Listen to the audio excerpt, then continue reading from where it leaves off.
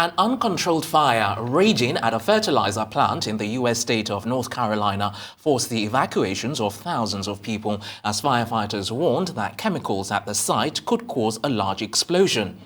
Bright orange flames could be seen shooting into the sky along with thick plumes of smoke as lights from fire trucks and other first responder vehicles surrounded the fully engulfed building. Authorities drove through neighborhoods and knocked on doors, asking residents to leave within a 1-mile radius of the Weaver fertilizer plant on the north side of Winston-Salem. The local fire department said the evacuation area included about 6,500 people from around 2,500 homes. Arise U.S. correspondent Rotimi Kade joins us now for more. Rotimi, thanks so much for joining us on Newsday. Let's look at these threats to historically African-American colleges and universities. What's going on here? Well, good morning. Your guess is actually as good as mine. We actually do not know for sure what's the motivating factor, but some say it may be racially motivated. Now, this is not the first time we've seen bomb threats at the historically black colleges and university, the HBCU. Recently, at least 8 HBCUs had received threats as of January 5th, 2022, followed by a series of unsubstantiated threats in November 2021. So this has drawn a lot of attention from all and sundry, including the White House. And of course, the FBI has commenced investigations, which would lead to many arrests. The FBI, we understand, said in a statement that it was working with other law enforcement agencies to actually address the potential threats. They're trying to collect as much information that they can and try to connect all the dots and cross all the T's and ensure that they get or eventually nip this on the bud.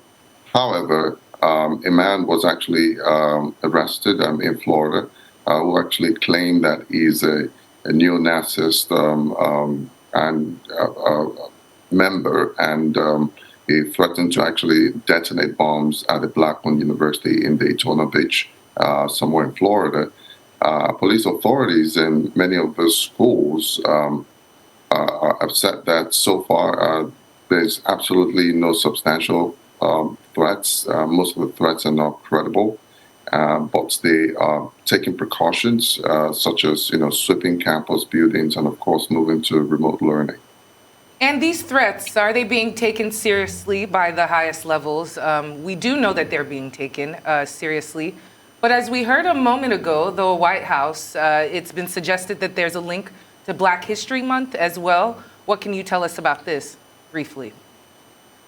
I think that's just the sentiments in the air that February being the Black History Month obviously do come with some of its pros and cons. And some of the cons we're seeing right now is some set of people trying to detonate bombs at HBCUs, threatening learning, and of course there's no way you can tie some racially motivated motivation to this, but there's absolutely no credible information as we speak. There could be some sentiments, but there's no credible information as to link these two things together. And I think they are parallel as far as I'm concerned. But notwithstanding, it is nothing to be thrown out of the window. And Rotimi, let's turn now to the massive fire in North Carolina. What's the latest there? Well, the latest right now is that people will leave around that area. Have been told to actually leave as soon as possible because the ammonium nitrates fertilizer plants actually can be very, very poisonous. And as we understand, authorities are making forced evacuations and also trying overnight to ensure that the fire is quenched. But apparently, it's still a developing story. We don't know much about it. All right then, Rotimi Kade in the US, many thanks for bringing us up to date. Thank you very much.